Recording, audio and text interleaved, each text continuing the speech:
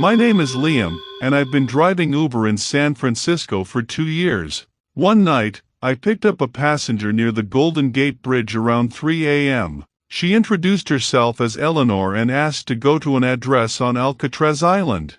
I thought it was odd, since there are no rides there, but the app accepted the destination. She was tall, with a veil covering her face, and didn't say anything more than necessary.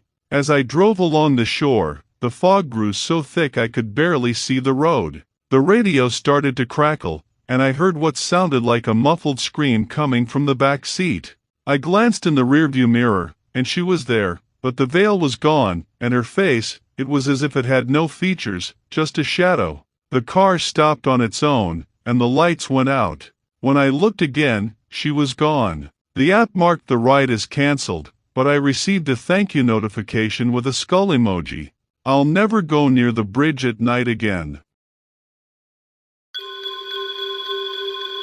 I'm Olivia, an Uber driver in Boston. The city has history, and sometimes I feel like it won't let go of the past. One night, I picked up a passenger in Salem, about 30 minutes from downtown. He said his name was Thomas and wanted to go to an old house in the North End. He was wearing a colonial coat, which I thought was just a local quirk since Salem is famous for witches. On the way, he started muttering something in a language I didn't recognize, like a chant. The air in the car grew heavy, and the rearview mirror fogged up on its own. When I looked at him, I saw that his hands were covered in dirt, as if he'd crawled out of a grave. When I arrived at the address, the house was abandoned, with broken windows. He said they still hunt me. When I turned to answer, he was gone. The app crashed, and I later learned that the house was where a man was hanged in the 17th century. I've avoided Salem ever since.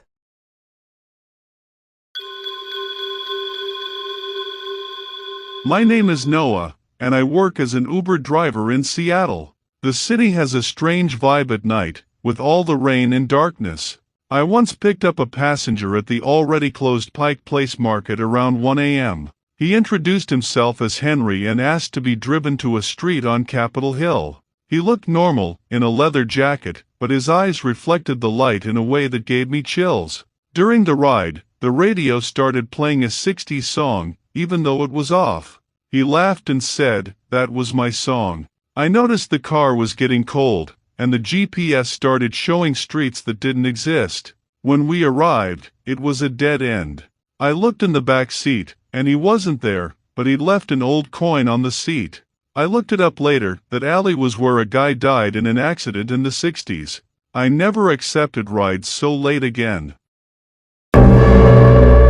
I'm Ava, and I drive an Uber in New Orleans. This city is full of ghost stories, but I never believed them until one night in the French Quarter. I picked up a passenger named Marie on a narrow street near St. Louis Cathedral. She was elegant, wearing a long dress and a necklace that looked expensive but antique. She asked for a ride to a mansion in the Garden District. The app accepted, so I went. On the way, she talked to herself, as if answering someone I couldn't see.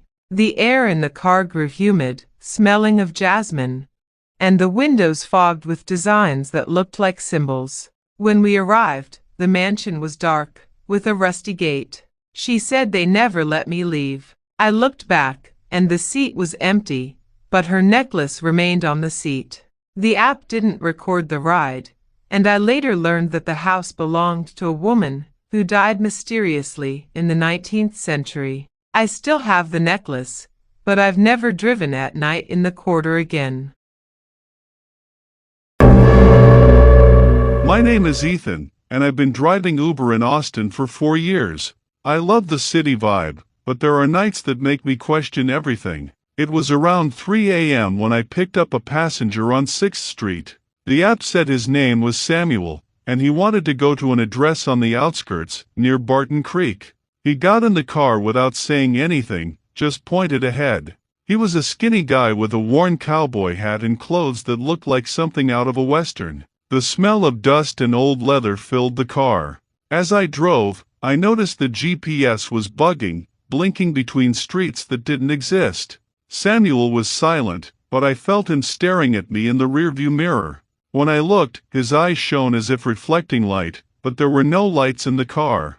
He muttered something like, "Have you ever seen the river bleed?" I froze, but I kept my cool. When I reached my destination, it was just an empty field with a crooked tree in the middle. He didn't get out, just pointed to the tree and said, "That's where they left me." My heart raced. I decided to ask him what he meant, but when I turned to the back seat, Samuel wasn't there. The car was empty, but the smell of old leather still lingered. The app marked the ride as complete, unpaid. I tried to start the car, but it wouldn't start. Suddenly, I heard a sound of snapping branches coming from the tree. In the darkness, I saw a shadow hanging, swaying like a body. I ran out of the car, but when I looked again, there was nothing. The car started on its own, and the radio played an old country song I'd never heard before. I looked up the address later. It was where a cowboy was lynched in the 1800s. I never drive past that field again, and I still see the tree in my nightmares. I'm Sophia, an Uber driver in Philadelphia. The city carries a weight of history, and sometimes I feel it on the streets. One night, I picked up a passenger in a dark alley near Independence Hall. The app said his name was Benjamin, and he wanted to go to a street in Germantown. He got into the car wearing a long coat, his face half hidden by a hood. His voice was deep, almost a whisper, and he asked me not to use the GPS, just follow his instructions. As I drove, I noticed the air was getting chilly, even with the heater on. The windows began to fog up, and I saw fingerprints appearing on the glass, as if someone invisible was writing. Benjamin started talking about the bells that no longer ring. I glanced in the rearview mirror, and his face looked wrong, as if his skin were melting.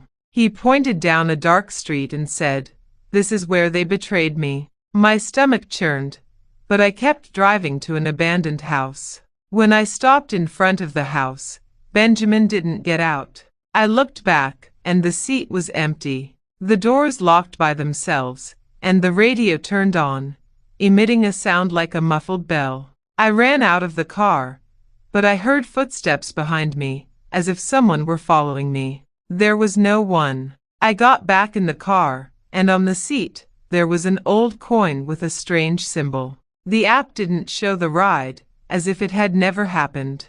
I looked it up later. That house was where a traitor in the American Revolution was executed. Sometimes, I still hear a bell ring in my car, even with the radio off. I never accepted rides near Independence Hall again. My name is William, and I'm an Uber driver in Denver.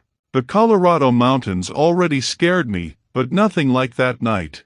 I picked up a passenger in Lodo, a woman named Grace. She asked to go to a cabin in the mountains near Golden. It was late, almost 2 a.m., and she was dressed in old-school ski gear, like something from the 1970s. She didn't say much, just stared out the window, her hands clutching a silver necklace. As I drove up the winding roads, snow began to fall, even though it hadn't been forecast. The radio crackled, and I heard voices whispering, as if they were arguing. Grace said, without looking at me, "They never found me." I glanced in the rearview mirror, and her face was so pale, almost translucent. The GPS froze, showing only static. When I got to the address, it was a dilapidated cabin covered in snow. She pointed there and said, "That's where I crashed." I felt a chill, as if the car had become a freezer. I turned to ask if she needed help getting down, but Grace was gone. Her necklace was on the seat, still cold.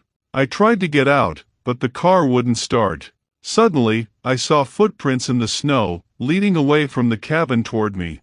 No one was around. The engine started on its own, and the radio played a muffled scream before cutting out.